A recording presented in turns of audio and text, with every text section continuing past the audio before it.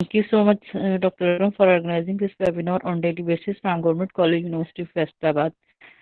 आज का जो मेरा टॉपिक है, मैं बताऊंगी विटामिन के बारे में। विटामिन B2, जिसको जो है राइबोफ्लेविन कहा जाता है, उसके जो है अगर हमारी बॉडी के अंदर इस विटामिन की डेफिशिएंसी हो जाती है तो कौन कौन से सिम्टम्स जो है वो शो होते हैं, और इसके फूड सोर्सेज कौन से हैं जिससे हम इसको बेटर कर सकते हैं, और विटामिन B2 का हमारी बॉडी के अंदर जो है वो क्या काम होता है, कौन सी फंक्शंस को परफॉर्म करता है हमारी बॉडी के। सबसे पहले अगर हम बात करें तो वाइटामिन्स के अकॉर्डिंग अगर देखा जाए तो वाइटामिन्स जो है वो दो तरह के होते हैं। एक होता है वाटर सोल्युबल, एक होता है फैट सोल्युबल वाइटामिन। जो वाटर सोल्युबल वाइटामिन होते हैं उन्हें हमें डेली बेसिस पे लेने की ज़रूरत होती है, क्योंकि वो हमारी बॉडी से क्या करते हैं कि यूरिन के थ्रू जो है वो एक्सक्रीट हो जाते हैं, हमारी बॉडी के अंदर स्टोर नहीं होते जो वाटर सोल्युबल वाइटामिन होते हैं। जो वाटर सोल्युबल वाइटामिन होते हैं वो दो तरह के होते हैं। एक होता है वाटर सॉल्युबल विटामिन, जो है वो दो तरह के होते हैं। एक होते हैं बी कम्प्लेक्स, एक होता है विटामिन C। बी कम्प्लेक्स में जो है डिफरेंट आ जाते हैं। विटामिन B1 है, B2 है, B3, B5, B6, B9, B12। आज हम उनमें से एक विटामिन को जो है वो डिटेल में जो है वो डिस्कस करेंगे, विटामिन B2 को। ठीक है, सबसे पहले अगर हम बात करें तो विटामिन B2 की जो है वो हम हिस्ट्री के अकॉर्डिंग देखा जाएगा कि जैसे देखा जाए तो विटामिन B2 के सोर्सेज जो हैं वो कौन कौन से होते हैं, उससे जो है उसकी हिस्ट्री जो होता है, पहले हम उसको डिस्कस करेंगे कि कैसे इसको जो था, इस विटामिन को डिस्कवर किया गया था, इस पे कौन सा ऐसा ट्रायल लगाया गया था जिससे पता चला कि ये विटामिन हमारी बॉडी के अंदर डेफिशिएंसी हो तो जो है ये सिम्टम्स शो होता है। सबसे पहले अगर हम बात करें तो विटामिन B1 की डिस्कवरी जब हुई तो विटामिन B1 जो होता है उसको थायमिन कहा जाता है। तो ये पता चला कि वो लोग जिनके अंदर विटामिन B1 की डेफिशिएंसी होती है, मोस्टली जो है उनको एक डिजीज होती है, बेरी।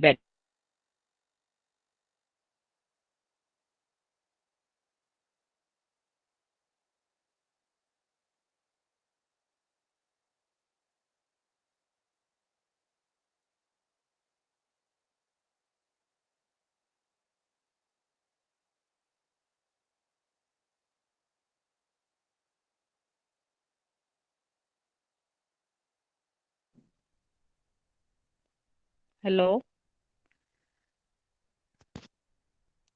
जी मैम, आवाज आ रही है अब आपकी।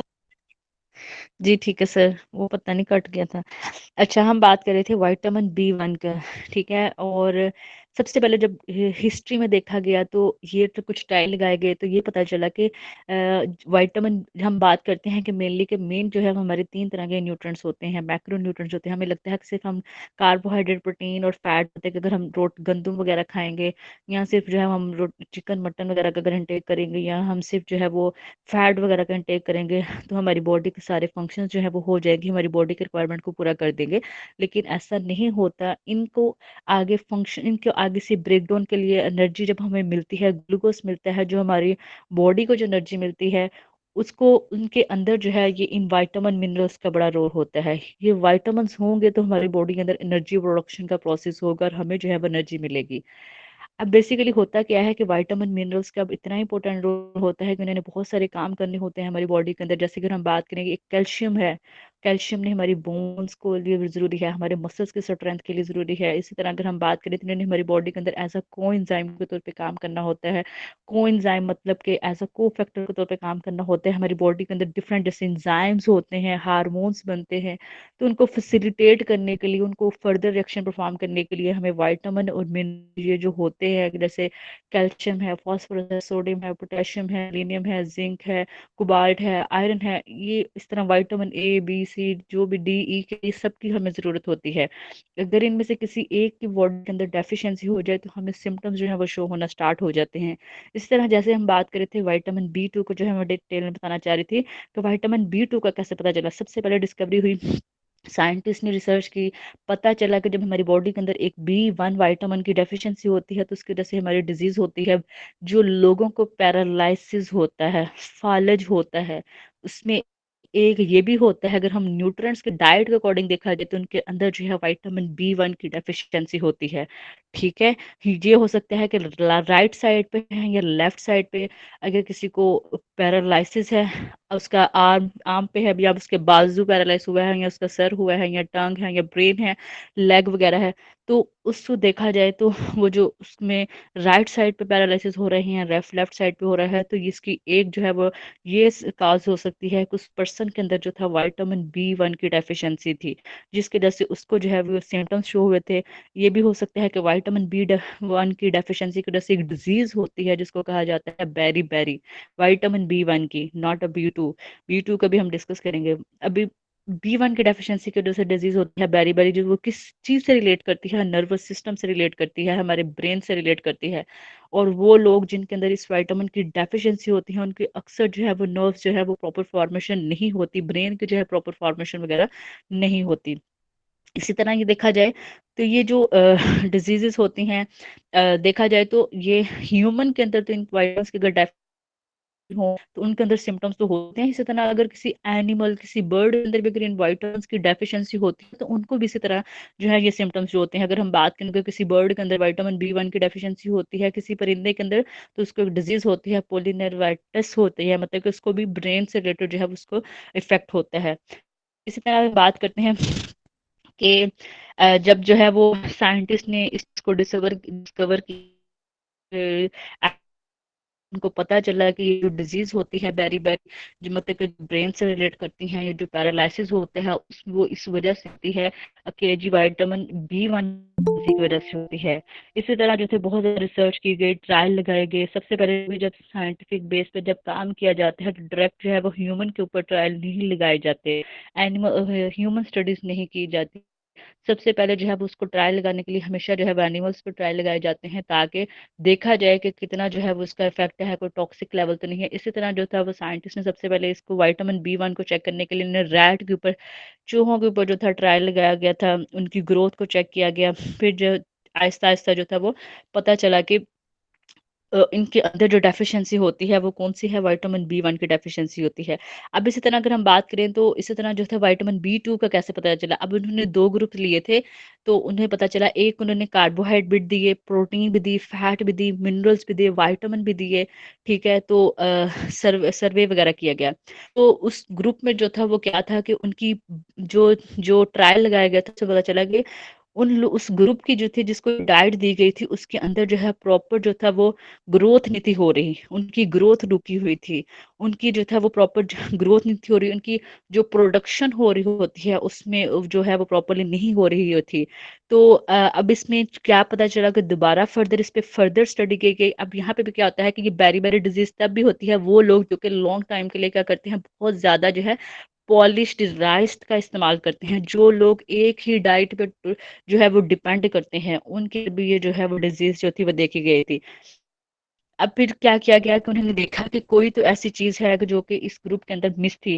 फिर उन्होंने milk milk product, animal protein, kidney, liver, heart, mutton वगैरह जब दिया, तो फिर पता चला कि उनकी जो थी प्रॉपर ग्रोथ होना जो थी वो स्टार्ट हो गई।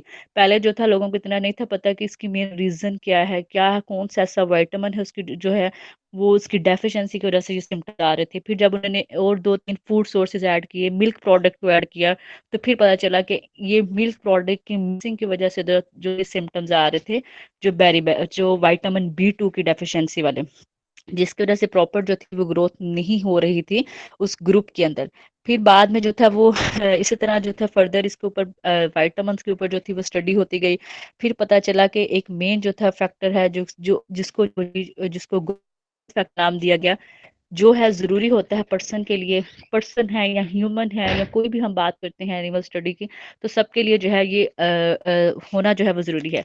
फिर इसके बाद फर्दर पता चला कि सबसे पहले जो था फिर केमिस्ट्री की गई, फिर इसके बाद एक्सपेरिमेंट किए गए, फिर उनकी केमिस्ट्री को एनालाइज किया गया कि कौन सा ऐसा मेन फैक्टर है जो जिसकी डेफिशिएंसी की वजह से था, जो कि विटामिन B की डेफिशिएंसी जो है वो शो हो रही है। फिर इसी तरह क्या किया गया कि 1932 में रिसर्च हुई, फिर उन्होंने एक येलो कलर का पिगमेंट जो था उसको डिस्कवर किया केमिस्ट्री के लिहाज से। फिर पता चला कि येलो पिगमेंट अगर हम देखा जाए ना तो मिल्क मिल्क उन्होंने बताया है कि मिल्क, लीवर और एग जो है ये एक मेन सोर्स है विटामिन B2 के। अगर हमारी बॉडी के अंदर विटामिन B2 की डेफिशिएंसी होती है तो उसके लिए जो है वो हमें ये सोर्सेज जो है वो रिकमेंड करने चाहिए, जो कि हमारी डेफिशिएंसी को क्या कर सकते हैं, जो है वो पूरा कर सकते हैं। अब यहाँ पे जो है ये पॉइंट आता है कि ये जो जब हम सबसे ज़्यादा जो विटामिन बी 2 होता है, जिसको राइबोफ्लेविन का नाम दिया जाता है, अगर हमारी बॉडी के अंदर डेफिशिएंट हो जाए, इसकी कमी हो जाए, तो हमारी जो है वो प्रॉपर ग्रोथ नहीं होती है, एनर्जी नहीं, हमारी वो फटीग होती है, ठीक है। तो अब यहाँ पे क्या आता है कि इससे अगर देखा जाए ना, तो हमारा ये होता है कि अगर जब हम दूध जो होते हैं ना, जब हम उसको पास्चराइजेशन करते हैं, पास्चराइजेशन बेसिकली होता क्या है? पास्चराइजेशन का मतलब क्या होता है कि जब हम दूध को जो है वो हीट करते हैं, जब हम दूध को जो है वो गर्म करते हैं, तो इससे क्या होता है कि हमें विटामिन बी 2 तो मिल जाता है, लेकिन क्या करता है कि इससे 10 से 20% उसके अंदर जो विटामिन बी 2 होता है वो डिस्ट्रॉय हो जाता है। अगर हम इसकी करेक्टरिस्टिक्स के अकॉर्डिंग देखा जाए ना, तो ये हीट स्टेबल होता है, मतलब कि जब हम इसको गर्म करते हैं, तो तब इसका जो है विटामिन बी 2 जो है वो इतना डिस्ट्रॉय नहीं होता है, सिर्फ 10% डिस्ट्रॉय होता है। लेकिन अगर हम दूध को किसी धूप वगैरह, जैसे अगर देखा जाए ना, ये जो डिब्बा पैक दूध होते हैं, जिनके पास्चराइजेशन की होती है, जिनको पैक किया होता है, टाट्रा पैक जो मिल्क होते हैं, जो वगैरह वगैरह के होते हैं, बस अगर हम उनको जो है, अगर हम धूप में रख देंगे, ये क्या होते हैं कि ये लाइट है वो सेंसिटिव होते हैं। जो विटामिन बी 2 जो होता है, ये light sensitive product, light light sensitive होते हैं। अगर हम विटामिन बी 2 के सोर्सेज को अगर हम धूप पे रख देते हैं, तो उससे क्या होता है कि इनका जो विटामिन बी 2 का लेवल जो है वो फूड के अंदर क्या हो जाता है, डिस्ट्रॉय होता है, ठीक है। तो इसी तरह अगर बात करें, तो जो अगर किसी बॉटल के अंदर जो है आपने दूध रखा है, या कोई फ्रीज वगैरह कोई भी है, अगर 2 घंटे तक जो है अगर आपने लाइट से ट्रीट कर गया है, तो उसमें जो है वो 40% क्या होता है कि विटामिन बी 2 जो है वो उसमें से क्या हो जाता है, डिस्ट्रॉय हो जाता है। तो इसके लिए जरूरी होता है कि हम इसको जो है वो विटामिन, वो वाले फूड सोर्सेज जिनके अंदर विटामिन बी 2 होता है, उनको हमने लाइट से क्या करना होता है, प्रिवेंट करना है, हमने लाइट जो है उनके साथ, उनका जो है वो हमने के साथ जो है वो कांटेक्ट जो है वो नहीं करना होता, ठीक है। अब अगर हम बात करते हैं यहाँ पे विटामिन बी 2 का जो है वो फंक्शन, जो सबसे पहले अगर हम बात करें इसमें जो है वो क्या है, फंक्शंस के अकॉर्डिंग अगर देखा जाए, तो विटामिन बी 2 जो होता है, जब हम के सोर्सेज होते हैं, जब हम जो है वो ग्राइंड करते हैं, हम पाउडर फार्म में लेके आते हैं, जब भी हम कोई चीज़ पाउडर फार्म करते हैं, जैसे अगर हम बात करें ना, जैसे मैंने बात की थी कि विटामिन बी 1 जो होता है उसमें होता है, वो होता है गंदम के अंदर होता है, मेस के अंदर होता है। तो जब हम उसका आटा वगैरह बनाते हैं, तो जब उसकी ऑक्सीडेशन होती है, तो जब ऑक्सीडेशन होती है तो उस चीज़ का सरफेस एरिया इंक्रीज हो जाता है, जब हम उसकी ग्राइंडिंग करते हैं तो उसका सरफेस एरिया इंक्रीज हो जाता है। जब सरफेस एरिया इंक्रीज होता है, तो उसमें ऑक्सीडेशन होना स्टार्ट हो जाती है, जिसकी वजह से क्या होता है, क्वांटिटी होती है न्यूट्रिएंट्स की, विटामिन्स की, वो थोड़ी सी कम हो जाती है, ठीक है। अब अगर हम बात करते हैं कि विटामिन जो बी 2 होता है, इसका इतना इंपॉर्टेंट रोल होता है, इवन के विटामिन बी 2 के अकॉर्डिंग हम बात करेंगे, या विटामिन बी 1 है, इन दोनों का इतना इंपॉर्टेंट रोल होता है कि इन्होंने जो हमारी बॉडी के जो अंदर एनर्जी साइकिल होते हैं, जैसे मैंने बात की है कि हमने कार्बोहाइड्रेट लिया, कार्बोहाइड्रेट किसके अंदर होता है, गंदम के अंदर होता है, मेज के अंदर होता है, मकई के अंदर होता है, राइस के अंदर होते हैं, ये हमारे मेन एनर्जी सोर्स हैं। इसी तरह अगर हम बात करें, कार्बोहाइड्रेट जो है वो फ्रूट के अकॉर्डिंग देखा जाए, तो फ्रूट में जो शुगर होती है वो फ्रुक्टोज होती है, गन्ने के अंदर, हनी के अंदर जो शुगर होती है वो सुक्रोज होती है, मिल्क के अंदर जो शुगर होती है लैक्टोज शुगर होती है। तो जब हम कोई भी चीज़ खाते हैं, तो उसका एंड प्रोडक्ट क्या बनता है, ग्लूकोज बनता है, ठीक है। अगर हमने कार्बोहाइड्रेट वाली चीज ली है, तो वो इसका एंड प्रोडक्ट जो हमारी मेटाबोलाइट्स बनता है, वो ग्लूकोज बनता है। ग्लूकोज आगे कहाँ से जाता है, हमारे ब्लड में जाता है। जब हमारे ब्लड में जाता है, तो ब्लड से आगे जो है उसने फर्दर जो है वो, ब्लड से डिसाइड होता है कि उसने फर्दर जो है वो, सॉरी, ब्लड के बाद जो है उसने बाद में जो है वो हमारी बॉडी के सेल्स के अंदर जो है वो डिस्ट्रीब्यूट होना होता है, जो न्यूट्रिएंट्स होते हैं हमारी बॉडी के सेल्स के अंदर जो है वो उसने डिस्ट्रीब्यूट होना होता है। एक सेल जो है वो एक मशीनरी के तौर पे काम करता है, हर सेल जो है वो एक फैक्ट्री होती है, उसको प्रॉपर जो है वो न्यूट्रिएंट चाहिए होते हैं, हर विटामिन हर सेल को जो है वो, हमारी बॉडी के अंदर जो है वो मिलियन ट्रिलियन के फार्म में सेल्स वगैरह प्रेजेंट हैं। डिफरेंट सेल्स मिलते हैं, टिश्यू बनता है, डिफरेंट मिलते हैं तो आप एक ऑर्गन बनता है। अब आप देखें कि हमारी बॉडी के अंदर इतने ज्यादा सेल्स हैं कि हर सेल्स की एक फैक्ट्री के तौर पे काम करेगा, उसके अंदर जो है जीन है, जीन फिर आगे उसके अंदर एक माइटोकॉन्ड्रिया है, न्यूक्लियस वगैरह है, वहां पे एनर्जी का प्रोडक्शन स्टार्ट होना है हर सेल के अंदर। तो अगर हमारी बॉडी के अंदर सेल के अंदर जो है विटामिन की डेफिशिएंसी होगी, ये कोई भी विटामिन है 1 है या विटामिन बी 2 है, बी 2 जो राइबोफ्लेविन की जिसकी अगर हम बात करते हैं, तो वो सेल के अंदर जब विटामिन की जब है वो डेफिशिएंसी होगी, उसको उतना विटामिन अगर हम जो है उसके सोर्सेज नहीं लेते, तो वो जो है उसका एनर्जी प्रोडक्शन जो है, जो माइटोकॉन्ड्रिया वाला प्रोसेस है, जो एटीपी बननी है, जिसने आगे से एनर्जी बननी है, एनर्जी हमारे जो है वो बॉडी को मिलनी है, तो उसकी वजह से क्या होता है कि उसको नहीं मिलती। बहुत सारे लोग ऐसे होते हैं जिनको फटीक होती है। फटीक जो जो थकावट वगैरह होती है, उसकी एक रीजन ये भी हो सकती है कि उनके अंदर विटामिन B1 या विटामिन B की डेफिशिएंसी है। नो डाउट वो डिपेंड करता है कि उसके सारे सिम्टम्स को देख के हम ऐसे नहीं कह सकते कि सिर्फ उसको विटामिन B1 या विटामिन B2 की डेफिशिएंसी हो सकती है, बल्कि बहुत सारे लोग ऐसे होते हैं जिनके अंदर आयरन की डेफिशिएंसी हो। आयरन की डेफिशिएंसी की वजह से भी क्या होता है कि उनके अंदर जो है वो फटीक वगैरह फील होती है, शॉर्टनेस ऑफ ब्रीथिंग होती है लोगों को जिनको आयरन की डेफिशिएंसी होती है। तो ये मतलब कि हम मेन बात करने का ये है कि विटामिन्स की डेफिशिएंसी की वजह से जो भी है ये सिम्टम्स जो है वो शो होते हैं। माइल्ड, नो डाउट, ये जितने भी विटामिन्स होते हैं, मिनरल्स होते हैं, इनकी रिक्वायरमेंट हमारी बॉडी के अंदर इतनी ज़्यादा नहीं होती। हम ये नहीं कहते कि इनको हमने बहुत ज़्यादा माइक्रोग्राम, मिलीग्राम, ये इनकी रिक्वायरमेंट होती है हमने मिलीग्राम या माइक्रोग्राम में होती है, बहुत ज़्यादा माइन्यूट क्वांटिटी में इनको हमने डाइट में ऐड करना होता है। इनको हमने कार्बोहाइड्रेट, प्रोटीन, फैट की तरह इनको हमने बहुत सारे ग्राम की तरह ऐड नहीं करना होता है। जैसे अगर हम कार्बोहाइड्रेट की देखा जाए तो हमें होता है कि हमने अपनी डाइट के अंदर हमारा जो 50% 50 to 60% जो हमारी फुल डे की डाइट होनी चाहिए उसमें कार्बोहाइड्रेट होने चाहिए। इसी तरह 25 से 35% हमने प्रोटीन को ऐड करना है। इस तरह हमने फैट जो होता है उसको भी हमने 20 to 30% तक जो है वो उसको ऐड करना होता है। लेकिन ये जो वाइटामिन होते हैं, मिनरल्स होते हैं, इनको सिर्फ माइन्यूट क्वांटिटी में जो है वो थोड़ी सी क्वांटिटी में ऐड करना होता है, ताकि हमारी डेली बेस, लेकिन इनको डेली बेसिस पे लेने की जरूरत होती है। जो वाटर सोल्युबल वाइटामिन होते हैं, जो विटामिन C है, जो बी कम्प्लेक्स होते हैं। अलबत्ता जो फैट सोल्युबल होते हैं, विटामिन A है, D है, E है, K है, इनको जब हम ज्यादा क्वांटिटी में लेते हैं तो ये हमारी बॉडी के अंदर स्टोर हो जाते हैं। जितनी बॉडी की रिक्वायरमेंट होती है उतना बॉडी को मिल जाता है। एक्स्ट्रा जो होता है वो हमारी बॉडी के अंदर जो है वो ग्लाइकोजन की फॉर्म में हमारे मसल्स के अंदर, हमारे लीवर के अंदर स्टोर हो जाता है। जब हमारी बॉडी के अंदर स्टारवेशन होती है लॉन्ग टर्म के लिए, जब हम नहीं खाते ये चीजें, हमारी बॉडी के अंदर वो चीजें जो स्टोर हुई होती हैं वो ब्रेक डाउन होना स्टार्ट हो जाती हैं, वो टूटना स्टार्ट हो जाती हैं, फिर वो हमें एनर्जी देती हैं।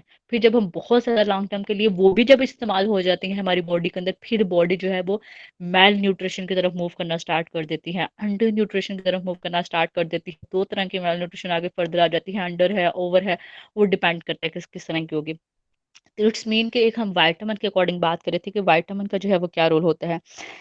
अब बेसिकली होता क्या है कि जब भी हम, जैसे अगर हम बात करते हैं कि हमने कोई भी सोर्स लिया है, राइबोफ्लेविन का लिया है, सॉरी विटामिन B2 का, अगर हमने कोई भी सोर्स बी कम्प्लेक्स वगैरह जैसे अगर हम लेते हैं, तो उसका कोई भी जब उसका एंड प्रोडक्ट होता है, ठीक है, एंड प्रोडक्ट जो उसका बनता है, कोई भी हमने फूड सोर्स लिया है जैसे जिसमें विटामिन B2 है, जैसे अगर हम बात करते हैं, जैसे मैंने बात की थी कि मिल्क ही हम ले लेते हैं, ठीक है, उसके अंदर विटामिन B2 होता है। तो इसमें बेसिकली होता क्या है कि सबसे पहले जो होता है उसका एंड प्रोडक्ट बनता है।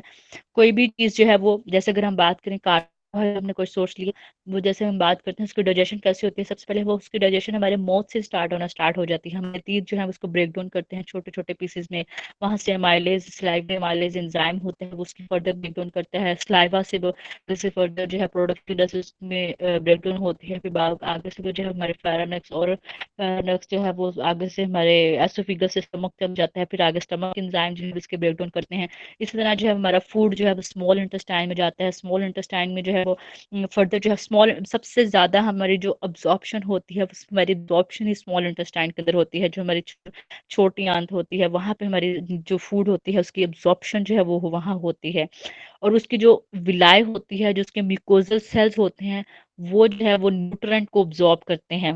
वहां से न्यूट्रेंट को अब्जॉर्ब करके फिर बाद में जो है वो क्या होता है कि लीवर के अंदर जो है फास्फोरिलेशन होती है, और फिर बाद में जो है वो हमारे ब्लड तक जो है वो हमारा न्यूट्रिएंट्स जाते हैं। फिर आगे से ब्लड ने जो है वो आगे से फर्दर जिस एरिया में रिक्वायरमेंट होती है वहां पे जो है वो उसको डिस्ट्रीब्यूट करना होता है। अब अगर हम बात करते हैं जो राइबोफ्लेविन है, सॉरी, ये जो विटामिन B2 का जो नेम होता है साइंटिफिक, जिसका नाम है, इसको राइबोफ्लेविन कहा जाता है। तो इसका इसका ये मेन एज सच हमारी बॉडी के अंदर नहीं जाएगा। ये जैसे जैसे टूटेगा तो इसका कौन सा प्रोडक्ट बनेगा, FMN बनेगा, FAD बनेगा। FMN मतलब वो होता है कि फ्लेमिन मोनोन्यूक्लियोटाइड या फ्लेमिन एडेनिन न्यूक्लियोटाइड के फॉर्म में जो है ये हमें एनर्जी के प्रोसेस में जो है ये हमारी जो है ये ऐड कर देते हैं। अब बेसिकली होता क्या है कि हमारी बॉडी के अंदर जब भी हम कोई चीज़ खाते हैं, जब भी कोई जैसे मैंने बात की है कि प्रोसेस होता है एनर्जी, ये बनी होती है, सेल तक जाता है, माइटोकॉन्ड्रिया के अंदर तक जाता है, वहाँ पे एनर्जी साइकिल प्रोसेस स्टार्ट होता है। उसमें डिफरेंट एंजाइम्स होते हैं, डिफरेंट हार्मोन्स इन्वॉल्व होते हैं। जैसे अगर हम बात करें तो डिफरेंट जो हमारे के अंदर साइकिल चलते हैं, ग्लाइकोलिसिस है, क्रेब्साइड है, ट्राइकार्बोक्सिलिक एसिड है। इस तरह अगर हम बात करें सिर्फ एसिड साइकिल है, जिसका एंड प्रोडक्ट हमें एसिटाइल कोई मिलता है, जिसने एनर्जी हमें देनी होती है। तो उसमें ये एज सच प्रोसेस नहीं हो जाता कि एक दो स्टेप से हो जाएगा हमारे बॉडी के अंदर, बल्कि इसके पीछे काफी ज्यादा जो है वो एक प्रोसेस होता है, लॉन्ग टर्म मतलब प्रोसेस होता है, एक साइकिल पूरा चलता है, जिसमें डिफरेंट जो है प्रोडक्ट्स है उसमें आ जाते हैं, एंजाइम आ जाते हैं। अब एक चीज ने जब दूसरी चीज में कन्वर्ट होना है तो उसको कोई एक प्रिकर्सर तो लाजमी चाहिए होता है। अब अगर हम बात करते हैं साइकिल, जो एनर्जी साइकिल होता है, जैसे अगर हम बात करते हैं ऑक्सैलो अल्फा कीटोग्लूटारेट में कन्वर्ट होना होता है ऑक्सैलोएसीटेट में। अब उस चीज को उस चीज में कन्वर्ट होने के लिए कुछ ना कुछ उसको कोई पीछे से प्रिकर्सर, कोई को फैक्टर, कोई एंजाइम जो है जो होगा तो उसमें कन्वर्ट होगा। अब वो जो एंजाइम्स होते हैं, वो जो को फैक्टर्स होते हैं, उसमें विटामिन B2 होगा तो आगे से उसकी कन्वर्जन होगी। अगर विटामिन B2 नहीं होगा तो पीछे वाला प्रोसेस जो है वो वहां पे स्टॉप हो जाएगा, वो बॉडी के अंदर एक्यूमुलेट होना स्टार्ट हो जाएगा, इकट्ठा होना स्टार्ट हो जाएगा, अगला प्रोडक्ट नहीं बनेगा। जब अगला नहीं बनेगा, बॉडी को एनर्जी नहीं मिलेगी। जब बॉडी के अंदर वो इकट्ठा होना स्टार्ट हो जाएगा तो बॉडी के अंदर फटीग आ जाएगी, बॉडी थकावट होना स्टार्ट हो जाएगी। That is the process. मतलब कि इस वजह से जो है जब विटामिन बी की डेफिशिएंसी होती है, तब हमारी बॉडी के अंदर जो है ये इस प्रोसेस होता है, ये स्टॉप हो जाता है, ये फिर आगे इसकी कन्वर्जन नहीं होती। लैक्टेट की फॉर्म में हमारी बॉडी के अंदर जो है वो एक्यूमुलेट होना स्टार्ट हो जाता है। जैसे कि लैक्टिक एसिड फॉर्मेशन हो जाती है, जिसकी वजह से बॉडी के अंदर फटीग होना स्टार्ट हो जाती है। तो ये जो है इसमें प्रोसेस हो जाता है जब हमारी बॉडी के अंदर विटामिन B2 की जो है वो डेफिशिएंसी होती है। सिर्फ एक माइन्यूट क्वांटिटी में जो है ये जब विटामिन की अगर हम लेकिन ऐसा जो है ये विटामिन, जैसे मैंने बात की है कि इनको हमें लॉन्ग टर्म लेने की जरूरत, ज्यादा डेली बेसिस पे ज्यादा क्वांटिटी में लेने की जरूरत नहीं होती। अगर हम एक दो सोर्सेज इनका इंटेक कर लें तो ये हमारी जो है रिक्वायरमेंट को पूरा कर देते हैं। लाइक अगर हमारा नेक्स्ट अगर हम बात करते हैं कि इसका क्या प्रोसेस होगा। अब बेसिकली होता क्या है कि जब हम ज्यादा जब हमारी बॉडी के अंदर ये विटामिन की डेफिशिएंसी होती है, जैसे विटामिन B1 है, B2 है, तो जैसे वो एनर्जी प्रोसेस में नहीं कन्वर्ट होता है तो वो फादर आगे से जो है वो किडनी में जो है वो उसको ने आगे से उसको फिल्ट्रेट करना होता है। तो ये सारे जो करते हैं कि जो वो क्या करते हैं, एनर्जी प्रोसेस जो है वो जो क्यूमुलेट वगैरह होते हैं वो हमारी किडनी के थ्रू जो है वो यूरिन के थ्रू एक्सक्रीट होना स्टार्ट हो जाता है। बहुत सारे लोग ऐसे होते हैं कि ये कहना होता है कि हम ये नहीं कह सकते कि किडनी जो है वो डैमेज हो रही है, सिर्फ उसकी यही रीजन हो सकती है। ये भी एक रीजन हो सकती है कि उनके अंदर जो है अगर वाइटम FMAD, जैसे मैंने बात की है कि फ्लेविन मोनोन्यूक्लियोटाइड है, फ्लेविन एडेनोन्यूक्लियोटाइड है, जो कि विटामिन B2 के जो है वागस से एंड प्रोडक्ट हैं, जब इनकी बॉडी के अंदर डेफिशिएंसी हो जाती है तो बाद में क्या होता है कि फर्दर एनर्जी में चीजें नहीं कन्वर्ट होंगी। जब एनर्जी चीजें जो है वो नहीं मिलेगी, एनर्जी नहीं मिलेगी, बॉडी के अंदर जो चीजें इकट्ठी होंगी वो किडनी के ऊपर प्रेशर डालेंगी। किडनी को उनको फिल्ट्रेट करना पड़ेगा हमारी। जब किडनी को प्रेशर पड़ेगा, किडनी डैमेज हो जाएगी। किडनी जो है वो उनको यूरिन के थ्रू जो है वो एक्सक्रीट कर देती है, फिर आगे से जो है वो फर्दर जो है वो साइकिल चलता है। तो इसकी वजह से जो है वो किडनी पे भी इफेक्ट हो सकता है विटामिन की डेफिशिएंसी की वजह से। यही नहीं हम कह सकते कि किसी डिजीज की वजह से जो है वो किडनी ही डैमेज हो सकता है। बात करते हैं कि बहुत सारे ऐसे होते हैं कि डायबिटिक है, कोई हाइपरटेंसिव है, लॉन्ग टर्म उसकी कॉम्प्लिकेशन में जो है जब आ जाता है, नैसी आ जाती है। तो अगर अब तो स्टडीज में ये भी आ रहा है कि विटामिन की डेफिशिएंसी की वजह से भी ये चीजें हो सकती हैं। अब उन पर्सन को जो है जिसको साथ किडनी का भी इशू हो गया है, जिसको विटामिन B2 की डेफिशिएंसी की वजह से, अब हमने उसको करना क्या है, अब हम उसका प्रोटीन भी टोटली बंद नहीं करेंगे। उसको हमने वो वाले फूड सोर्स देने हैं जिनके अंदर 8% प्रोटीन है, वो वाले फूड सोर्स नहीं देने जिनके अंदर जो है वो 80% प्रोटीन प्रेजेंट है। जैसे अगर हम बात करें legume sorry meat, chicken mutton meat वगैरह हम उनको नहीं देंगे, उनको हम जो है वो बाकी फूड सोर्सेज जो है हम उनको दे देंगे, वगैरह दे देंगे। फिर हमने उनकी वो डाइट इंक्रीज करनी है जिस FAD flavin adenine nucleotide flavin mononucleotide diet, ताकि वो उसके उस पर्सन के अंदर ये एंड प्रोडक्ट्स जो है वो ये चीजें प्रेजेंट हो। जब ये प्रेजेंट होगा तो एनर्जी प्रोसेस चलेगा। एनर्जी प्रोसेस उसका जो एनर्जी प्रोडक्ट वगैरह है उसके तक ग्लूकोज तक जो है चले जाएंगे। ठीक है, वो बॉडी के अंदर क्यूमुलेटिव ही चीजें नहीं होगी, जितनी बॉडी की रिक्वायरमेंट है हर चीज ऑर्गन उसको मिल जाएगा जब वो बॉडी के अंदर इकट्ठे होगा, जब उसके अंदर इतना लेवल होगा। तो फिर हम उनको क्या करेंगे, फिर हम ये डाइट देंगे जो जो राइबोफ्लेविन वाली डाइट जो है वो हम उनको रिकमेंड पेशेंट को। ये भी हो सकता है। आगे से फर्दर टेस्ट भी होते हैं, अगर हमने राइबोफ्लेविन का टेस्ट चेक करना है, ब्लड का भी हम चेक कर सकते हैं, हम किडनी के थ्रू भी किडनी टेस्ट जो है वो ब्लड टेस्ट कराया, ब्लड सीरम टेस्ट कराया जाता है, इससे किडनी का टेस्ट कराया जाता है, फिर उससे जो है वो चेक है, यूरिन टेस्ट करवाया जाता है, फिर आगे से उसमें क्रिएटिनिन, यूरिक एसिड, ये यूरिया, ये सारे टेस्ट जो है वो फिर उनसे एनालाइज किया जाता है, फिर आगे से उनको देखा जाता है, लेवल को देखा जाता है। अगर किसी पर्सन का जो नॉर्मल लेवल है, अगर हमने किडनी का टेस्ट कराया है तो उसका 150 माइक्रोग्राम आ रहा है पर डे, तो इट्स मीन के अंदर राइबोफ्लेविन का लेवल ठीक है। अब ये कैसे हो सकता है, अगर किसी पर्सन को 12 घंटे में अगर उसको 3 से 4 दफा अगर यूरिनेशन हो रही है, 3 से 4 या 5 दफा अगर उसको यूरिनेशन हो रही है, उसको यूरिन, उसको वॉशरूम आ रहा है, तो इट्स मीन कि उसका लेवल ठीक है। अब हमने इसका लेवल हम इस तरह कह सकते हैं कि फिर हम उसके अब पर्सन का हमने ये राइबोफ्लेविन जो B2 का विटामिन B2 का हमने लेवल कैसे चेक करना है।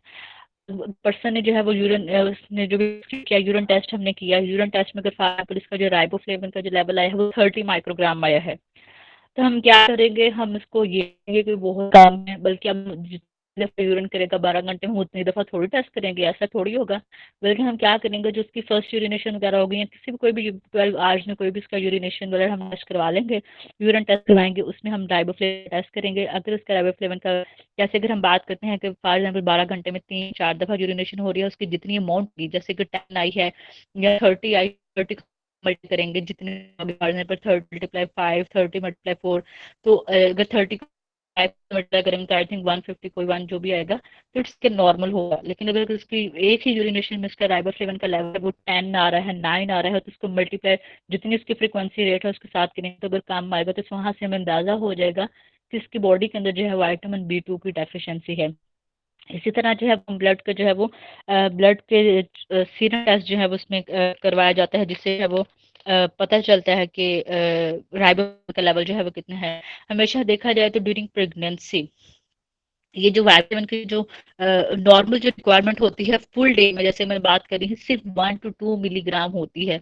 जितने भी विटामिन होते हैं, मिनरल्स होते हैं, इनकी जो रिक्वायरमेंट होती है हमारी बॉडी के अंदर, वो जो है वो सिर्फ जो है 1 to 2 जो है मिलीग्राम जो है इनकी हमारी बॉडी के अंदर जो है वो रिक्वायरमेंट होती है। इनमें ज्यादा 1 to 3 मिलीग्राम जो है वो राइबोफ्लेविन की होती है। तो अगर किसी पर्सन के अगर कोई पर्सन जो है वो एक दिन में राइबोफ्लेविन वाले फूड सोर्स जो उसका बॉडी के अंदर जो है बन रहा है वो 0.5 मिलीग्राम तक बन रहा है, तो उसके अंदर जो है इस विटामिन की डेफिशिएंसी हो सकती है। ठीक है, अगर सिर्फ उसका 0.5 मिलीग्राम उसका इंटेक बन रहा है, तो एटलीस्ट कम से कम 1 से 3 मिलीग्राम तक तो लाजमी जो है उसका बॉडी के अंदर जो है डेली बेसिस पे जो है वो विटामिन B2 लाजमी जो है वो उसको पर्सन को क्या करना चाहिए, उसको लेना चाहिए।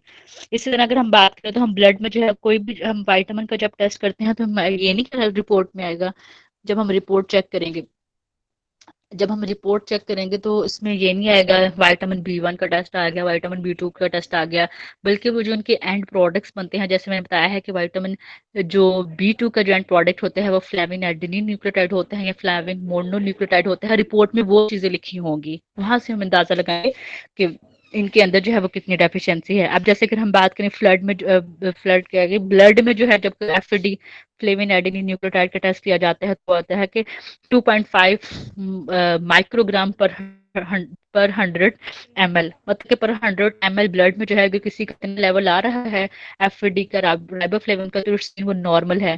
ठीक है, तो FMN जो फ्लेविन मोनोन्यूक्लियोटाइड का है वो उसका लेवल जो 0.8 माइक्रोग्राम आ रहा है, तो इसमें वो पर्सन नॉर्मल है। लेकिन ये है कि ड्यूरिंग प्रेगनेंसी जो है इनकी रिक्वायरमेंट जो है वो कोई भी विटामिन है, मिनरल्स है, उसकी रिक्वायरमेंट है वो नॉर्मल पर्सन के लिए तो ये है कि 2 मिलीग्राम तक हो सकती है, लेकिन प्रेगनेंसी में जो है वो हम 3 मिलीग्राम तक रिकमेंड करेंगे फूड सोर्सेज की। ऐसा होता है क्योंकि प्रेगनेंसी में जो है वो मदर की भी रिक्वायरमेंट होती है, साथ एक बेबी को भी ग्रोथ हो रही होती है, फीटस की ग्रोथ हो रही होती है। जैसे मैंने बात की है कि विटामिन B1 ब्रेन बनाना होता है, ब्रेन की फॉर्मेशन करनी होती है, नर्व्स बनानी होती हैं। इसी तरह ये विटामिन थे। इसी तरह हम मिनरल की बात करें, सॉरी मिनरल मिनरल नहीं, सॉरी, विटामिन B9 फुलेट, उसका भी इतना इम्पोर्टेंट रोल होता है बच्चे के ब्रेन को बनाने में, ठीक है।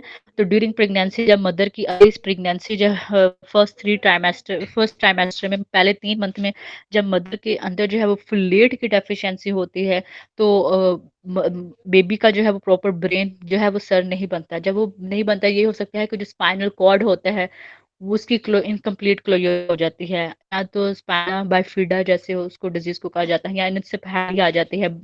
बच्चा जब या ब्रेन बन भी गया है तो इतना अच्छा नहीं बनता कि जब बच्चे की ग्रोथ होती है, चाइल्ड ग्रोइंग एज, तो बेटा वो इतना जो है वो दिमाग एक्टिव नहीं होता, मेमोरी लॉस के उसके हैं। सिर्फ एक वाइटामिन पे इतना फोकस नहीं किया जाता कोई, जैसे जो है वो इतना सीवियर जो है वो कॉम्प्लिकेशन आ जाते हैं। इसी तरह मैंने बात की थी डाइट ही, ठीक है, विटामिन 1 की डेफिशिएंसी की वजह से पैरालिसिस रिलेटेड जो है इसमें डिजीज आ जाती हैं।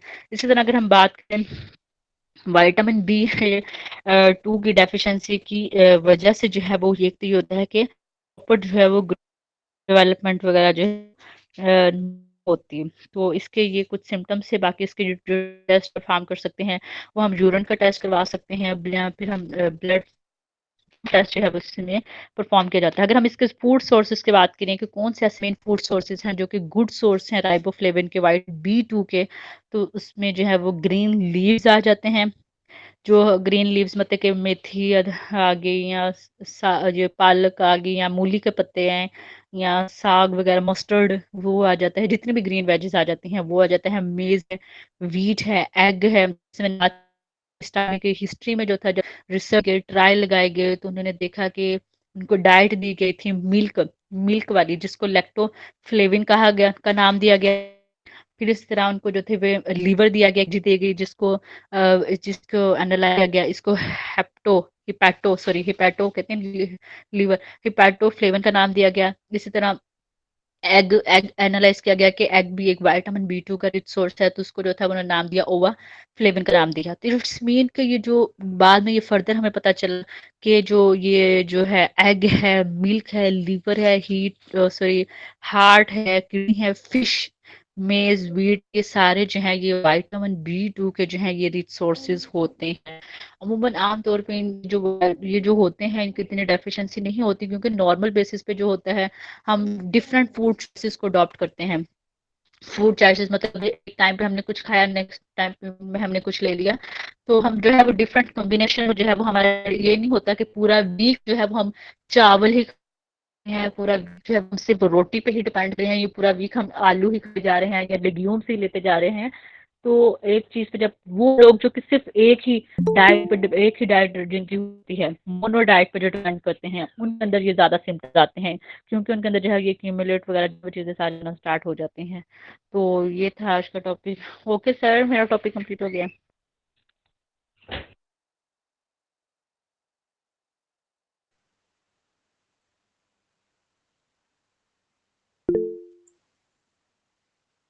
साथ में इसी में जी डॉक्टर साहेब।